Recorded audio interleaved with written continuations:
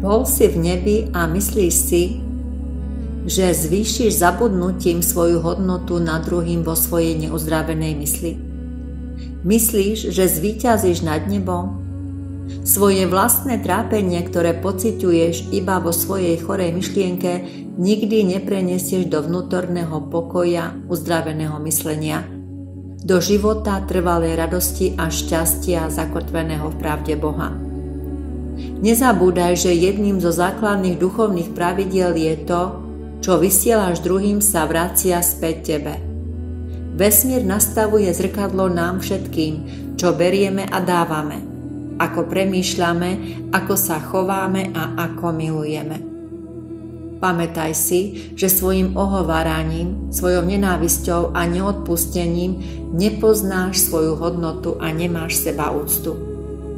Je pre teba ťažké prijať sa taká, aký si.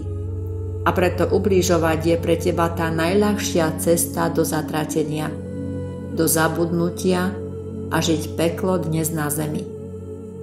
Negatívne emócie sú zdrojom tvojho života. Keď sa iní trápia, teba to upokojuje a máš istotu, že nie si jediný na tomto svete, koho Boh trestá, a život v strachu spôsobuje utrpenie.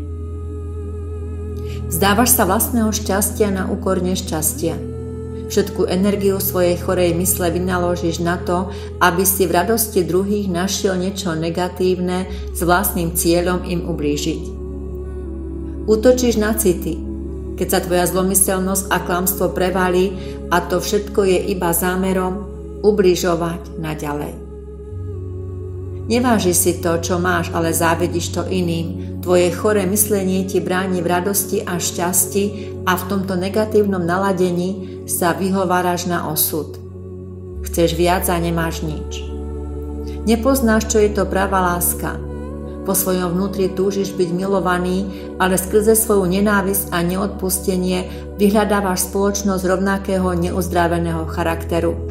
Nešťastníkov, ktorí ubližujú rovnako ako ty. V tomto svete nežiješ, len prežívaš. Neuvedomuješ si, že čas je určený pre nápravu a nie pre stratu a zabudnutie. Nasleduješ cestu kríža bez ohľadu na skutočnosť, že každé ľudské stvorenie je dokonalým duchovným dielom večného Boha a nikto nie je hodný zatratenia a večnej smrti dnes na zemi. Neubližuješ Bohu, iba sebe. Zabudni na bolestivú minulosť. V rozhodnutí na cestu nápravy vstupu do lásky neexistuje. Odovzdaj všetky svoje nedostatky a neistoty Bohu, odpusti sebe a odpusti každému, komu si neprávom ublížil. Otvor vo svojom vnútri vyššiu úroveň mysle neba pre uzdravenie a nechaj srdce horieť pre lásku. Pamätaj, že pravdivé sa nikdy nezmenilo a skutočným zázrakom je láska bez podmienok.